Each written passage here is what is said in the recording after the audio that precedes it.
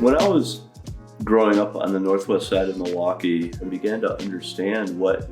shaped that culture, both positively and negatively throughout history, was something that I really cared about and just got deeper and deeper into it, reading a lot of African American literature, going to certain shows, certainly when I got into college, seeking out every opportunity I could to visit speakers on campus, from Nikki Giovanni to Sonia Sanchez to Eldridge Cleaver. So the cumulative effect of being involved with these different cultures is to understand that we really do have a common basis in humanity and a common basis in sharing a planet, regardless of what color we are or how much money we make. So I wanted a way to process some of that for myself. And I imagined that I was not alone in having these feelings, and thought maybe I would strike a nerve in others by communicating, expressing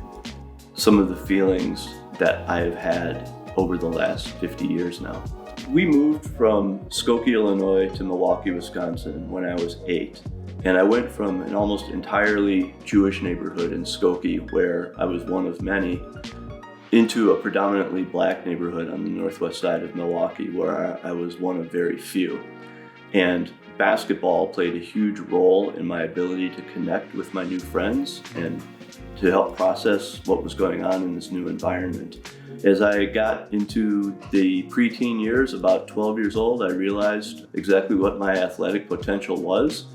and how scant it was, and decided that I always wanted to be around sports, so that maybe I would be a sports writer. At the youngest years, and became a Cubs fan, absolutely enchanted by Wrigley Field and the environment, which was much more rough and raw back in the 70s than it is now. The joy that I sensed in the air there, the sense of community from other people in the bleachers with me, the magnificence of the athleticism on display, and all of that in the natural sunlight, with a lake breeze and all these sorts of things that make Wrigley so magical, that just really got into my heart and soul. And I did have some writing talent recognized through the school system.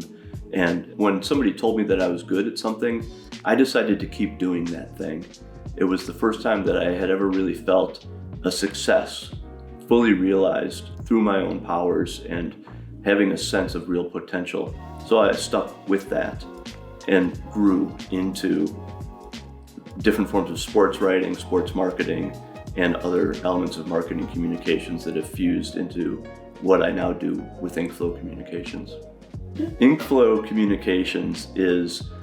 an opportunity for me to bring my lived experience and what I value in the world to my art and craft, to make my clients